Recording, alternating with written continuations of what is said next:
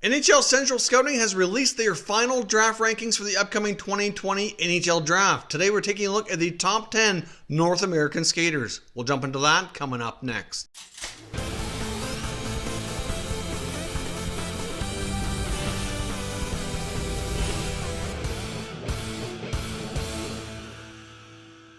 So welcome back to another video here at Top Shelf Hockey. As I mentioned, today we're jumping over to the 2020 NHL Draft and taking a look at the recent NHL Draft Rankings released by NHL Central Scouting. This will be the final rankings now, of course, since there's no more hockey or other things to be factored in here into these players' equations. So now, of course, if you're not familiar with how they rank their players, they do rank things by region. So we have a list of North American skaters and North American goalies, and then we have international skaters and international goalies. So today we're taking a look at the North American skaters, the top 10 from that list. We'll do other videos looking at the international skaters as well as the goaltenders a little bit separately. So as we go through these top 10 skaters, certainly let me know your thoughts down below in the comment section of which team you think would be the best fit for some of these players. First up, no big surprise here, we have Alexis Lafreniere from the QMJHL's Rimouski's Oceanic. But left winger, even though he's a winger, I think he can be a franchise type of player. He put up 112 points in the Q this year in 52 games played. Had a tremendous tournament at the World Juniors for Team Canada. Was the team's best player, the tournament's best player, improved beyond a shadow of a doubt. He was the top player in this draft class, and he will definitely go first overall. We've seen a couple guys give him a little bit of a run for that spot, but there's no way any team, I think, will pass on this guy to go to get the first overall selection. Next up, we have the top center in the draft, QUINTON of the Sudbury Wolves from the Ontario Hockey League. Of course, he's a big guy, 6'4", 215 pounds. He's already got a big frame, already got NHL size. Put up 82 points this year in 45 games in the OHL, including 32 goals and 50 assists. Also 44 penalty minutes. He's not afraid, to get in the mix there physically, even though that's something we'd like to see even more from him in the future, considering how big he is. He has the potential to be a solid #1 center, but I do think he's going to need a little bit more seasoning time here. Depending on which team ends up drafting the big center, I really hope that they give him another year of junior. I don't think they should rush him. He showed at the World Juniors, for example, that there's a big gap between him and Lafreniere, and I think BYFIELD would certainly benefit from another year of junior. Ease him in, but he has the potential to be a franchise center iceman. Next up at number 3, NHL Central Scouting has the top defenseman in the draft, and that's Jamie Drysdale, the Erie Otters of the OHL. So of course we got 6'1.5" size, 185 pounds, left shot D, put up some pretty solid numbers in the Ontario Hockey League this year, including 47 points in 49 games. I got to play for Canada at the World Junior Championships. He's drawing some comparisons to Cale Makar of the Colorado Avalanche. That's what many NHL scouts are comparing him to, and to be honest, if he turns out to be as good as Cale Makar looks so far, then the lucky team that drafts this guy is going to be very fortunate. Many feel he could be a #1 defenseman, top pair guy, log some top minutes and play in all situations, be a good power play quarterback, and just be a really solid guy you can build your blue line around for many years to come. Next up at number 4, we have Jake Sanderson of the United States National Team Development Program. He's a 6'1.5", 185 pound left shot defenseman. Now, in my opinion, I think Central Scouting has Sanderson a little bit too high. Not to say that I don't like him. He's going to be a pretty solid defender. His dad, Jeff Sanderson, was a longtime NHL player. I do think he's one of the better defenders in this draft. I think it's fair to say outside of Jamie Drysdale, he'd be the next best defenseman, the top American-born defenseman. So he put up 29 points in 47 games. I just think a lot of these other forwards that are ranked below him are going to have a higher impact on their franchises than he will. I see him maybe being as more of a second pair type of player. Right now, amongst all these defensemen in the draft, he's certainly one of the better defenders, especially down low. But he's also good at moving the puck. He's a good skater. Pretty smart guy, like a good hockey sense, and doesn't make a lot of mistakes. So he's certainly a pretty solid defender. I think teams will be happy with his development, but I just don't see him as being as high of an impact as some of the forwards coming after him.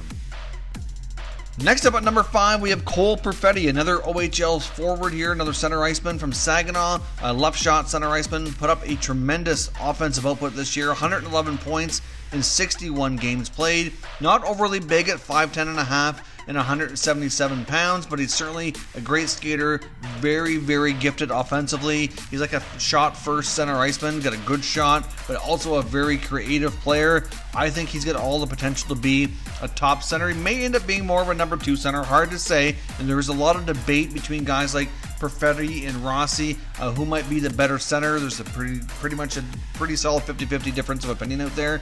Central Scouting has Perfetti ranked number 5. I might go with Rossi myself. I think personally, Perfetti, I'm a big fan of his, but I think he probably should be just a little bit lower on this list.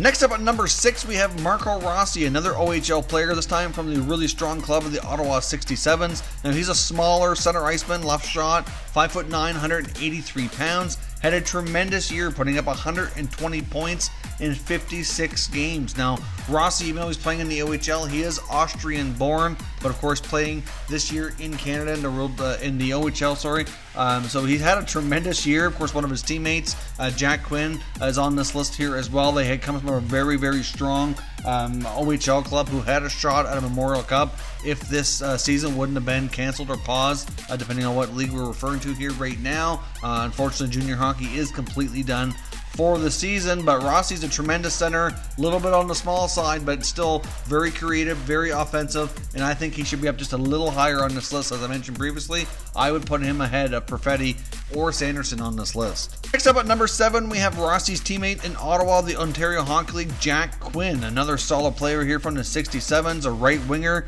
6 feet tall, 176 pounds, also had a tremendous year. Kind of what you'd call a pure goal scorer, and certainly one of the better pure goal scorers in this draft. And I think of all the players we're talking about, at least in this list for today, I think we could say he just might be the best pure scorer in this top 10. There are some guys on the international side of things that could rival him for being one of the best in the entire draft. But either way, Jack Quinn, it's a tremendous talent. He scored 52 goals this year in 62 games, over 89 points overall. Certainly, going to be a tremendous asset at the NHL. Like some of these other guys I mentioned, he's going to need some time, though, I think, to get his game well-rounded enough to make the NHL. But Jack Quinn, in my opinion, is pretty much where he should be, somewhere around that 7-8 range. You mix in some of the other guys from the international side, and I see him going probably somewhere between 7 and 10 in this year's draft. Next up at number 8, we have KAIDEN, a defenseman from the Western Hockey League's Prince Albert Raiders. He's got pretty solid size, 6'2 1/4", 186 pounds. Left shot defenseman, had a pretty solid year in the dub this year, putting up 40 points in 64 games played. Like I said, he's a pretty big size defender right now. He skates well for his size. He certainly has the ability to do a lot of things well on the ice. Like, he's already got the NHL size and strength that he needs to be an NHL defender, and I do think the odds of him making the NHL are really good, but I do think he's too high on this list. Like I said, some of these other guys you're going to see after him, as far as the forwards go, I think will just have bigger impact. I see GUHLE is probably having an upside of possibly being a second pair defenseman, but the defensive side of the game here too is also where he's going to be excelling. I mean, he's pretty solid on the defensive zone already. He's got a very stable, sturdy game, doesn't make a ton of mistakes, has a good first pass out of the zone. He's got a big shot, though, that he can use if he does get an opportunity to play in the power play or in the offensive zone. So he's got a lot of good things I like. I just think some of these other forwards are going to be higher impact players than he will longer term. Next up at number 9, we have another WHL defenseman in Braden Schneider of the Brandon Wheat Kings. He's also got pretty good size, 6'2 1/2", a little bigger than GUHLE though, 202 pounds, and he's a right shot defenseman. Put up 42 points in 60 games, and personally, if I had to pick amongst these two guys, I'd probably go with Schneider right now, being a little bit more effective than GUHLE longer term. But I still think, as I mentioned, that if there's a few forwards here that should be higher on this list than either of these defensemen, not to say that I don't like them. I think they're going to be solid NHL rear guards, have a high, potential to be regular NHL players. I'm just not sure they're going to have that high impact like some of these other guys have the potential to be. But fair to say, Schneider's one of the top defenders in his draft class for sure. He's a solid puck-moving defenseman. Like GUHLE, he's got pretty solid gap control. He's not afraid to battle in front of the net, use his size to clear things out, make sure his goalie can see the shot coming through. He's got a pretty good job at identifying when to jump into the rush. He's not really a high-risk defenseman, knows when to stay back. So overall, pretty solid overall play. I think the odds of him making the NHL are really high. I'm just not sure that the impact is going to be there like we're going to see with some of these forwards that are ranked lower.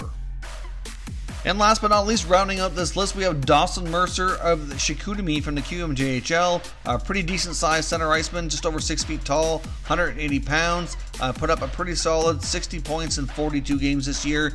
Was a member of the Team Canada for the World Juniors. Didn't get to play a huge role, but he still got to make the team as an underager, which is great.